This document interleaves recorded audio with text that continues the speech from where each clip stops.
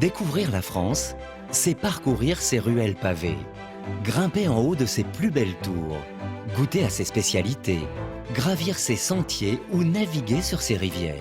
C'est aussi rencontrer ses habitants, ceux qui chaque jour entretiennent et s'efforcent de faire vivre notre patrimoine. Découvrir notre pays, c'est faire une immersion dans les villages de nos régions.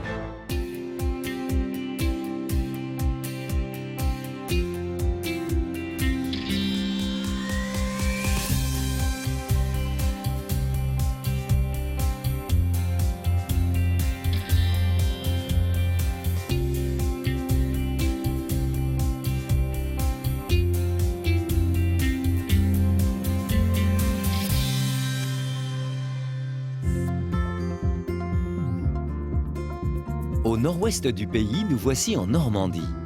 Depuis 2016, cette nouvelle région réunit la Basse-Normandie et la Haute-Normandie. Sa capitale est Rouen. Une région que nous allons parcourir d'ouest en est, de la Manche à la Seine-Maritime, en faisant un détour par l'Orne. À travers nos différentes étapes, vous découvrirez toute la richesse du patrimoine normand.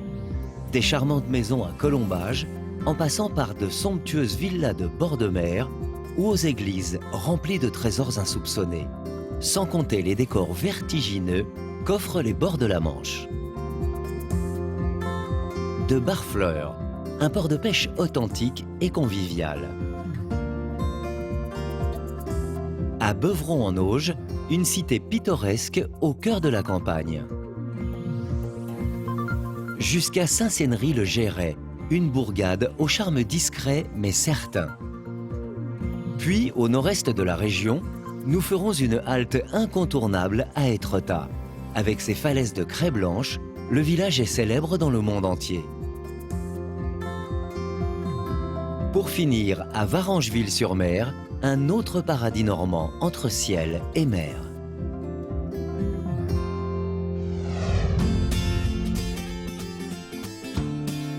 Partons d'abord à l'extrémité de la presqu'île du Cotentin, à la découverte de Barfleur. Ce village est situé à 30 km de Cherbourg, dans le département de la Manche. À Barfleur, vous trouverez des terrasses agréables, des ruelles animées, des maisons de granit et le va-et-vient des bateaux de pêche. Barfleur, c'est le grand art. J'en suis fou de Barfleur. Le critique culinaire Jean-Luc Petit-Renaud est tombé amoureux de cet endroit il y a une vingtaine d'années.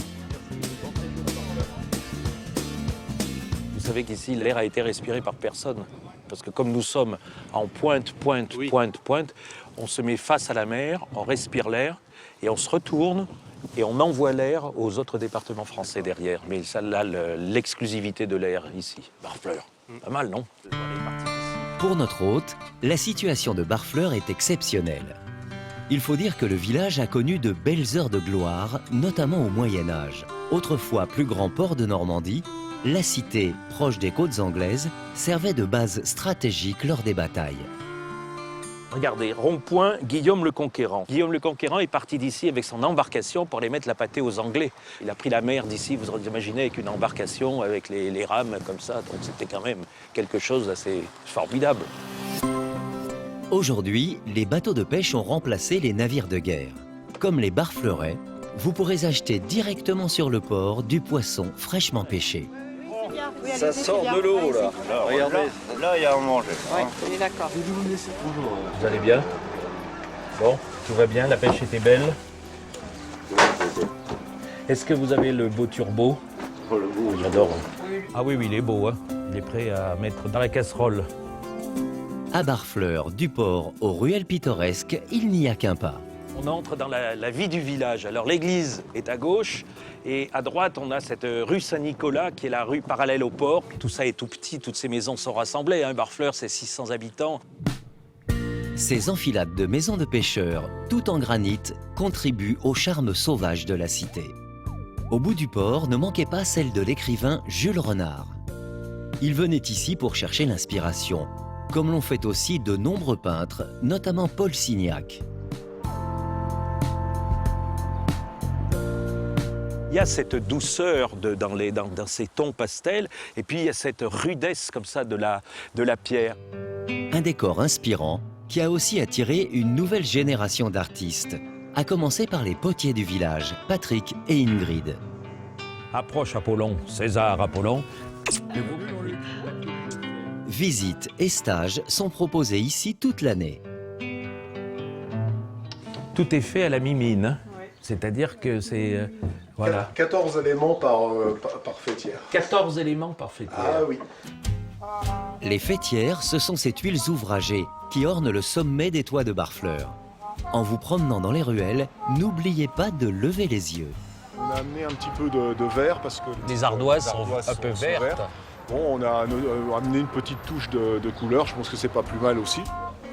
Au fil des années, les potiers de Barfleur ont marqué de leur empreinte presque toutes les maisons du village. Fin de la balade et retour sur le port. Impossible de quitter Barfleur sans faire un détour par le café d'Odile. Bonjour, je vous fais la bise parce que quand même, vous le méritez. Parce que ici c'est la reine mère, c'est celle qui sait le mieux cuisiner les maquereaux au vin blanc et c'est l'institution. Les maquereaux au vin blanc, une spécialité locale dont Odile garde jalousement la recette. C'était une recette très compliquée. Bon, ben, je t'expliquerai ma recette. Mais elle est tellement simple qu'elle n'a pas lieu d'être expliquée. Ça va de soi, quoi. Ça, c'est ce qu'on appelle une réponse de Normand. Le mieux, c'est donc de les goûter sur place. Vous ne serez pas déçus. Une fois rassasié, vous serez prêt à voguer vers notre prochaine étape.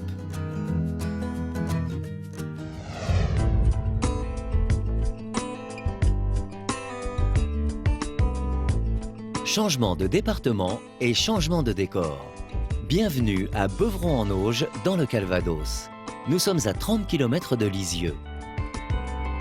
Philippe est heureux de vivre dans ce décor toute l'année. Beuvron fait en effet partie de ces villages qui s'efforcent d'entretenir et d'embellir leur patrimoine, avec le concours de ses habitants. Bonjour Jacques, ça va, oui? Eh ben voilà le propriétaire et l'homme qui a refait cette façade-là dans les années 70-72. Jacques, tu as refait la maison? 70 et 74, c'était un bloc de ciment. Un bloc de ciment, oui. Comme lui, plusieurs Beuvronnais ont œuvré pour donner aux façades ce petit supplément de charme, typiquement normand. J'avais 20 ans à l'époque et ça m'a donné l'amour du village. On a retrouvé l'état originel des façades comme nos aïeux ont pu le connaître. Aujourd'hui, le village a fière allure. Ses maisons à colombages, ses enseignes d'antan et son manoir vous plongeront dans une ambiance chaleureuse et coquette à la fois. À Beuvron, on accorde aussi beaucoup d'importance aux fleurs. On mobilise tout le village. Si tu as quelques jours là, de libre, D'accord. tu vois, là, tu peux venir, oui. C'est bon. Hein. On connaît. On ne pourrait pas vivre sans nos fleurs quand même. Hein. Non, tout à fait. Au grand jardin d'amour, petite fleur. N'hésitez pas ensuite à vous éloigner un peu du bourg pour aller visiter ce haras situé à l'entrée du village. L'activité principale quand même de Beuvron, c'est l'élevage des chevaux pour les courses. Il y a à peu près sur la commune de Beuvron pratiquement autant de chevaux que d'habitants. Des habitants au mode de vie un peu différent du nôtre. Est-ce que les chevaux ils peuvent dormir debout? Oui, c'est une bonne question. Effectivement, les chevaux peuvent dormir debout. Pour un cheval, on ne dit pas la gueule, mais on dit la bouche. Et on ne dit pas les pattes, on dit les jambes. Très important à savoir, hein, les enfants. Il faudra vous souvenir de ça. Une visite ludique et instructive à faire en famille. Dans la foulée, si vous cherchez une idée pour le goûter, retournez dans le bourg pour tester la spécialité du village, la Turgoule. Bonjour Thierry. Tu vas bien? Bonjour. Ça va? Oui. Bon, dis donc, qu'est-ce que tu es en train de préparer là? De la recette de la Turgoule. Oui. Ah oui. Voilà. Du riron, du sucre, du lait cru, une cuillère à café de cannelle. Et attention à ne pas le confondre avec un dessert bien connu.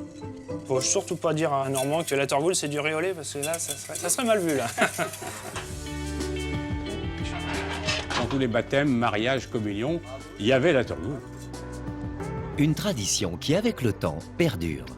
Et voilà la torgoule! Ah, la torgoule, là! Chaque année, elle trône sur les tables au moment de la fête du cidre de Beuvron.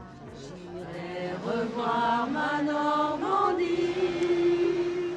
c'est le pays qui m'a donné le jour.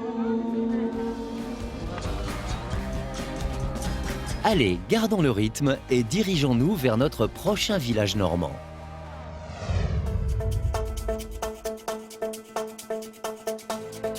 Celui-ci se trouve en Basse-Normandie. Là, dans un cadre bucolique, se cache Saint-Cénery-le-Géret, à 20 km d'Alençon.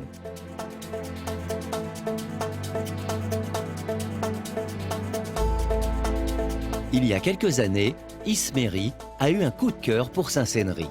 Chaque jour, elle emprunte ce très joli pont, point de départ idéal pour notre visite.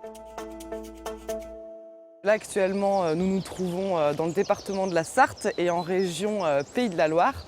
Mais en traversant la rivière qui coule juste en dessous de nous, eh bien, nous allons nous retrouver à Saint-Cénery-le-Géret. Ouvrez l'œil, il y a une astuce pour trouver la frontière. Elle se trouve ici. En fait, c'est un clou donc, qui est planté au milieu du pont.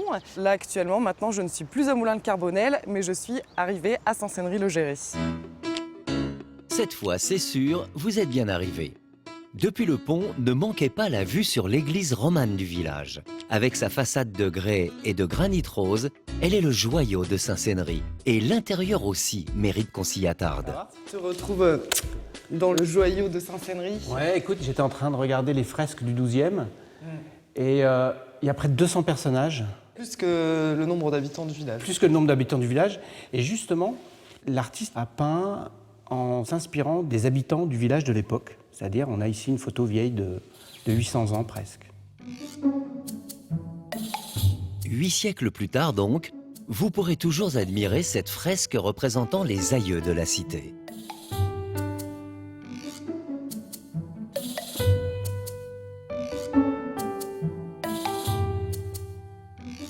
Alors, est-ce qu'elles sont là, nos copines? Eh bien oui, elles sont toujours au rendez-vous. Les copines dont parle Isméry sont familières des lieux. Ce sont en quelque sorte les gardiennes de l'édifice. Et oui, en fait, elles sont là depuis 11 siècles. Et elles ont même défendu cette église contre des pilleurs irrespectueux rentrés à cheval dans l'église. Se sont jetés sur les cavaliers et les ont poussés dans la rivière. Et est-ce qu'elles font du miel, ces abeilles? abeilles? Écoute, probablement, mais on ne le trouve pas. On ne le trouve pas, on ne sait pas où il est. Pas de miel certes, mais la douceur est tout de même au rendez-vous dans ce village paisible où vous apprécierez vous balader. D'ailleurs, de nombreux peintres ont posé leur chevalet à Saint-Cénery. À l'instar de Pont-Aven ou Barbizon, ils avaient l'habitude de loger tous au même endroit. Ici, à l'auberge des Sœurs Moisies, un lieu qui se visite sur demande. À l'époque, sans le sou, la plupart de ces artistes réalisaient une œuvre qu'ils laissaient à l'hôtelier pour payer leur chambre.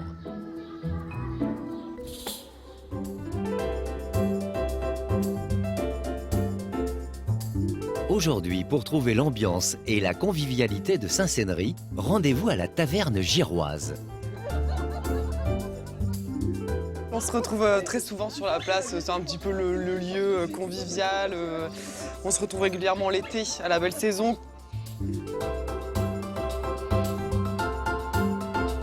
Je crois que c'est un petit village où, quand on y vient une fois, on y retourne. Tous mes amis qui viennent, je les revois un jour ou l'autre. C'est 1 an, 5 ans, 10 ans après, mais ils reviennent. Et il y a une ambiance qu'on n'a pas dans d'autres villages. Comme ce visiteur, espérons que votre passage à Saint-Cénery-le-Géret vous marque à tout jamais. En parlant de villages marquants, s'il y a bien un endroit en Normandie qui ne laisse personne indifférent, c'est Étretat. Un cadre à la beauté unique au monde. Étretat est situé à 30 km du Havre, en Seine-Maritime. André n'est pas peu fier d'habiter ici, surtout lorsqu'il croise les regards ébahis des visiteurs sur le front de mer. Bonne journée, merci. Je vous en prie, bon séjour. Pourtant, Étretat n'a pas toujours eu cette cote. Il faut attendre le 19e siècle pour que le destin du village bascule. D'abord, les Parisiens qui viennent, ils reviennent, ils tombent sous le charme de la station. Donc les amis de leurs amis viennent. C'est vraiment le lancement de la station. Comme il semble loin, le temps où Étretat n'était qu'un modeste village de pêcheurs. Néanmoins, si vous y prêtez attention, vous en trouverez quelques traces. Alors ici, vous avez une caloge. Là. Ce sont des vieux bateaux qui ne flottent plus, qui ne peuvent plus aller en mer, que les anciens conservaient. Ils construisaient un petit toit pour se protéger de la pluie et du vent. Et là, ils stockaient leurs casiers et tout leur matériel. Et c'est une spécialité vraiment ici à Étretat. Mais la vraie spécialité d'Étretat, celle que vous ne manquerez pas de photographier, ce sont bien sûr ces impressionnantes falaises de craie blanche. La plus célèbre étant la falaise d'Aval, avec son arche et sa fameuse aiguille. Un décor grandiose qui n'a pas manqué d'impressionner les impressionnistes. À commencer par Claude Monet, qui a consacré au village pas moins d'une 50aine de toiles. Salut Isabelle, salut l'école de peinture d'Étretat.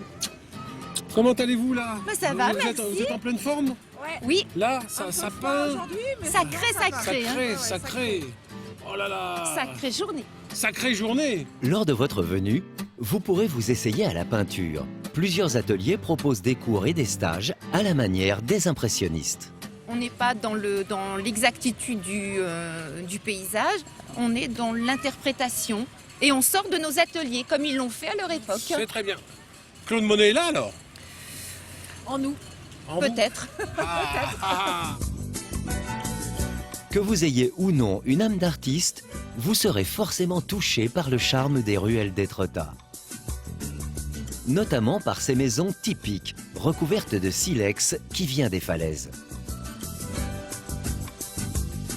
Quand on avait un petit peu d'argent à Étretat, puis qu'on voulait montrer à son voisin qu'on en avait un peu plus que lui, on mettait du silex noir dans la construction de la maison. Une coutume qui devait plaire à l'écrivain Maurice Leblanc, indissociable d'Étretat.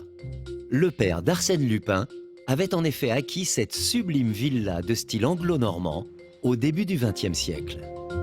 D'ailleurs, dans son plus célèbre roman, l'auteur a eu l'idée de creuser l'aiguille d'Étretat pour y ranger les trésors d'Arsène Lupin. Ça avait été un étonnement pour Maurice Leblanc, une joie énorme, le jour où il avait vu des touristes américains qui cherchaient l'entrée du souterrain. Ah oui? C'était en 1927. Aujourd'hui, sa maison est devenue musée.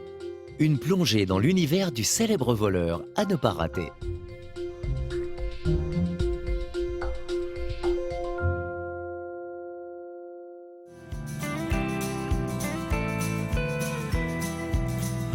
Avant de quitter le village, reprenez un grand bol d'air et allez voir les périssoirs. Cet ancêtre du kayak, vous ne le trouverez qu'à Étretat. Alors jetez-vous à l'eau. Embarquez pour une balade le long des falaises. Le moyen le plus original et typique de profiter de ce paysage.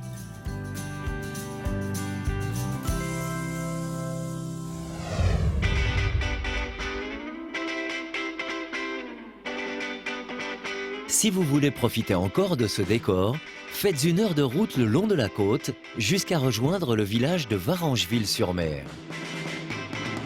Moins célèbre qu'Étretat, il jouit d'un cadre tout aussi extraordinaire, entre bord de mer et campagne. Idéal pour une grande balade à vélo, Varengeville compte de nombreuses routes étroites à l'ambiance bucolique. Ici, pas de véritable bourg, mais des maisons dispersées ça et là dans la nature. Et tout de même, une vraie vie de village. Bonjour les amis. Frédéric est né à Varanges, comme on dit ici. Alors suivons-la pour une première halte au cimetière marin. Un lieu emblématique qui attire des visiteurs du monde entier. Ah, Alison. Voilà, ça va? Ça va et toi? Qu'est-ce que tu fais tôt le matin? Mais je suis venue voir la vue, le cimetière marin, mais oui, c'est magnifique ce matin. La baie de Dieppe qui est toujours aussi magnifique. Un site qui n'a de marin que son nom et son emplacement. C'est marrant, pas la position au bord de la mer. Parce que Varengeville, ce n'est pas un village de marins. Il n'y a pas de port, il n'y a pas de bateau, il n'y a pas de pêcheurs ici. Hein. Pas de pêcheurs donc, mais certaines célébrités enterrées ici, face à la mer, notamment le peintre Georges Braque. À 2 pas de là, pénétrez dans l'église Saint-Valéry, où vous découvrirez cette étonnante charpente qui évoque un bateau renversé. Et dans la nef, une œuvre d'art unique, accessible à tous. Alors voilà, on est devant le vitrail de Georges Braque, Alison. Alors explique-moi un peu. Voilà, donc c'est un vitrail qui représente l'arbre de Jessé, donc l'arbre généalogique de Christ. En bas, vous avez la mer qui est bien bleue, les falaises qui sont plus blanches, hein, et après vous avez le ciel. Et dans le ciel monte cet arbre, ce tronc massif, avec 3 niveaux de branches. Et il a fait les branches comme les bateaux, comme les barques. Ah, d'accord. Donc Georges Braque, c'est un peintre? C'est un peintre qui a fondé le mouvement cubiste avec Picasso et qui a vécu à Varengeville à partir de 1929 jusqu'à sa mort en 1963. D'accord. Je comprends mieux maintenant. Voilà. Comme Georges Braque, de nombreux artistes ont succombé au charme du village. Parmi eux, Claude Monet. Ces tableaux de l'église Saint-Valéry ont contribué à la popularité de Varengeville. Il y a des décors que les peintres et les promeneurs ne trouveront qu'à Varengeville. Ce sont les valeuses, ces passages étroits qui entaillent la falaise. Allez par exemple admirer la valeuse de Vastrival. Béa, c'est super fascinant cette valeuse là entre les 2 falaises, c'est naturel, c'est super. Oui, hein. c'est étonnant, hein. Vraiment, c'est des toutes mini vallées creusées par l'eau, un ruissellement.